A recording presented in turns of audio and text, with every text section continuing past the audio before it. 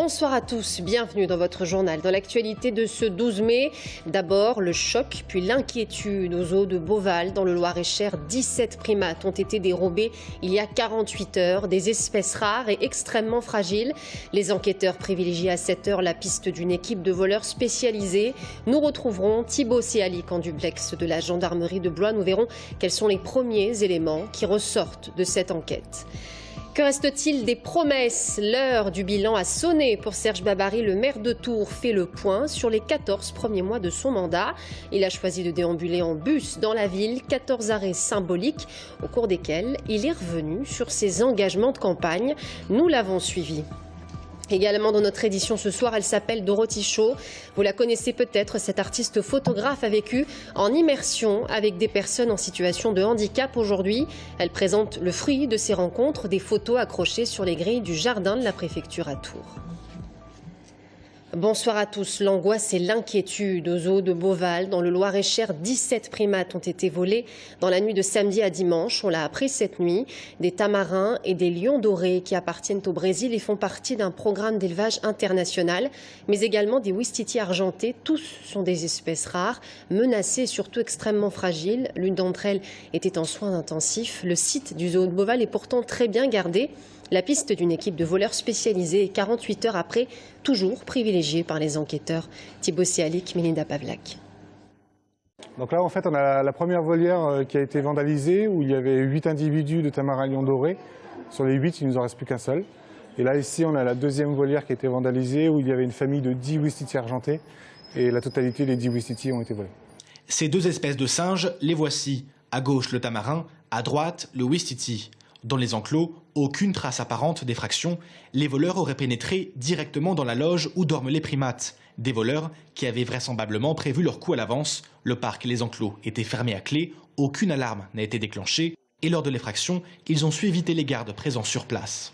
Visiblement, ils ont dérobé leur nichoir dans lequel ils dorment la nuit. Ils les ont surpris dans leur sommeil. Et ils les ont emmenés. Ça a dû être extrêmement rapide. Ce sont forcément des professionnels. Nous espérons les retrouver le plus rapidement possible. C'est vraiment une perte pour la conservation des espèces. 48 heures après le vol, l'inquiétude grandit. Ces deux espèces de singes sont sensibles au moindre changement et l'un des primates dérobés recevait des soins intensifs pour une blessure à la queue. S'ils ne sont pas nourris correctement, s'ils n'ont pas une température suffisante, s'il n'y a pas le contexte adapté, effectivement, ces animaux qui sont très très fragiles. Ils peuvent mourir? Ils peuvent mourir, bien sûr. Une enquête a été ouverte. Toutes les gendarmeries et les services vétérinaires de France ont été alertés. Et une conférence de presse donnée par les gendarmes se tient en ce moment à Blois. Bonsoir Thibaut. Vous êtes sur place. Est-ce que les enquêteurs privilégient toujours la piste d'une équipe spécialisée qui travaillerait sur commande pour des collectionneurs ou des zoos privés ?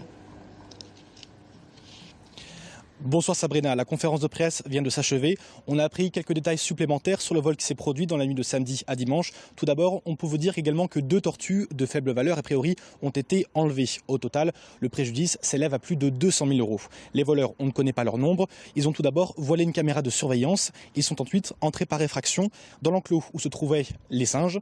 Ils ont ensuite retirer les boulons qui fixaient les quatre boîtes en bois où dormaient les singes. Des enquêtes sont actuellement en cours. Je vous propose d'écouter la procureure de la République de Blois. Les investigations ont commencé avec des prélèvements d'ADN sur les boulons qui permettaient de fixer ces cages, sur les cages qui ont été mis sur une des caméras de surveillance et sur différents éléments. Donc des expertises ADN sont en cours, dont on aura les résultats d'ici quelques semaines. Trafic d'animaux, vol pour collectionneurs. Pour le moment, aucune piste n'est écartée. Des vérifications auprès du personnel du zoo sont actuellement en cours. Les vidéos de surveillance ont également été regardées. Dès dimanche, c'est un dispositif de sécurité, un dispositif important qui a été mis en place. Écoutez le colonel Éric Schubert. partir du moment où les soigneurs constatent l'absence des singes, donc il est dimanche matin, 8 h, une information est donnée à la gendarmerie qui tout de suite monte en puissance pour procéder à l'enquête judiciaire in situ. Donc là, des éléments sont projetés sur le parc de Beauval, mais également pour assurer la diffusion de l'alerte liée à l'événement sur l'ensemble du territoire, voire sur les pays limitrophes et sur les régions limitrophes à la région Centre-Val-de-Loire.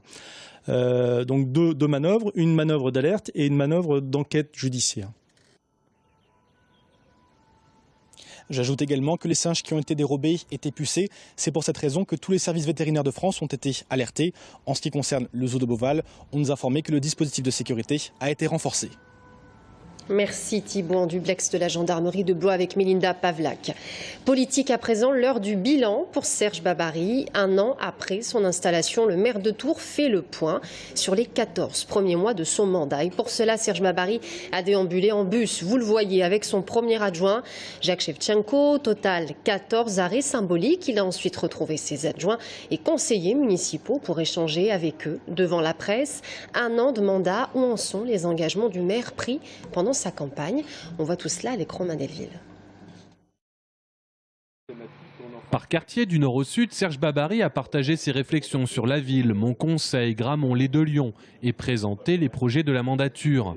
Tout d'abord à Tours-Nord, le Forum Méliès, ses 9 salles de cinéma, ses 2 restaurants et son hôtel. En centre-ville, arrêt sur l'ancien site MAM en pleine restructuration. Destiné à accueillir à la rentrée prochaine l'École supérieure des beaux-arts de Tours, dans une partie conséquente des bâtiments.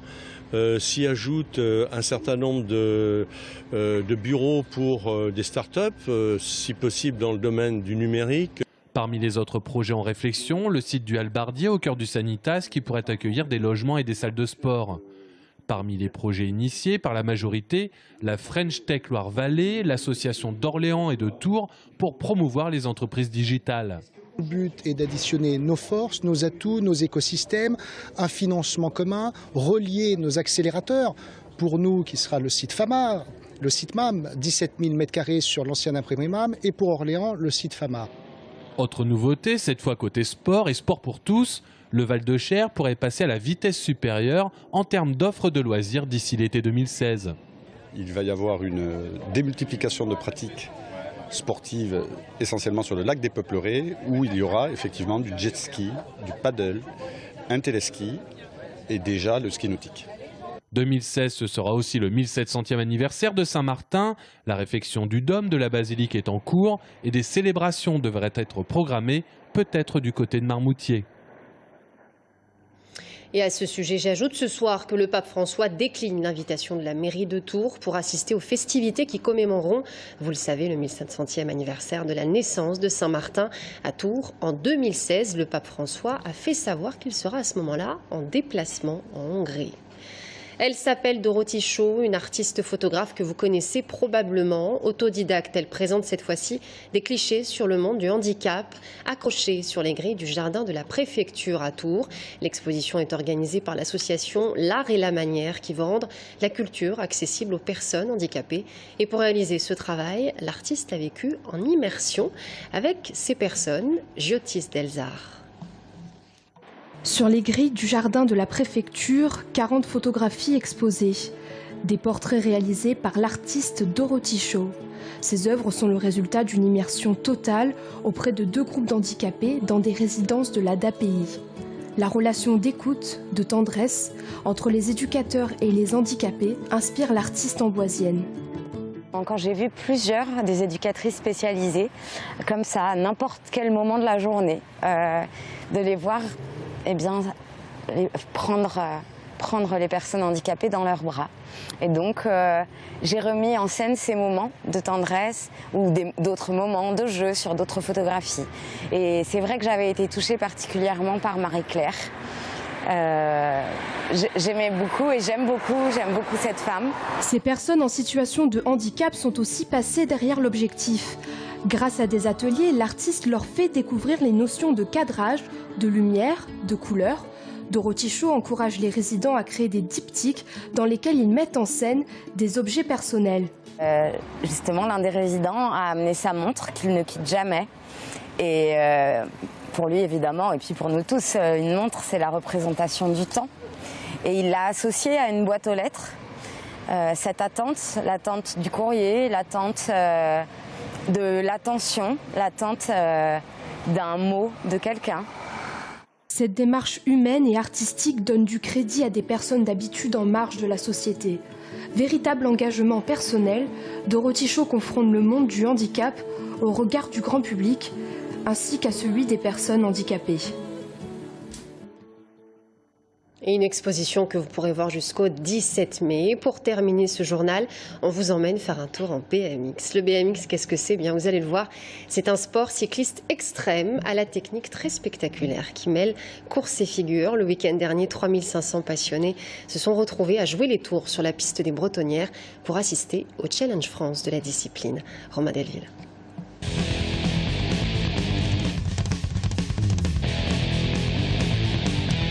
Avant même la technique, les virages, les bosses ou les roues arrière, le plus important dans le BMX, c'est le mental. Rien qu'au départ, c'est 75% d'une course. Il faut être à fond dedans dès le début, il faut faire le moins d'erreurs possible. À jouer ce week-end, 850 pilotes se sont mesurés sur la piste de Bretonnières. Et ce qui est frappant, c'est le côté grande famille dans les différentes écuries, les différents clubs. Le BMX, c'est clair, il y a une course, on est tout seul, on se concentre tout seul. Mais au final, après, quand on se retrouve le samedi ou le mercredi à l'entraînement, on est tous ensemble quoi, et on s'entraide à réussir notre passage technique ou des choses comme ça, quoi. Avec 210 licenciés cette saison, le club de BMX de Jouer les Tours est un club moteur en Indre-et-Loire. Ce sport, longtemps considéré comme un sport de casse-cou, reste une discipline jeune. Le grand défi pour les années à venir, ça va être de maintenir des pilotes pour les catégories seniors. Alors ce qui arrive assez souvent, même quasiment toujours, c'est qu'à l'âge de 18 ans, il y a un décrochage. Les catégories juniors, le décrochage il s'explique par les études, par le travail. Mais ce que je trouve formidable, c'est qu'ils sont tellement accros que très souvent, à l'âge de 23, 24 ans, quand on a passé le cap un peu des études, etc., ils reviennent vers leur sport. Si bien qu'on retrouve des pilotes plus vieux aussi en compétition, au milieu des jeunes mordus de vitesse, de spectacle et d'adrénaline. Voilà, c'est la fin de ce journal. Merci de nous avoir suivis. Dans un instant, l'invité de la rédaction. Nous parlerons des circuits courts avec la ruche qui dit oui. À tout de suite.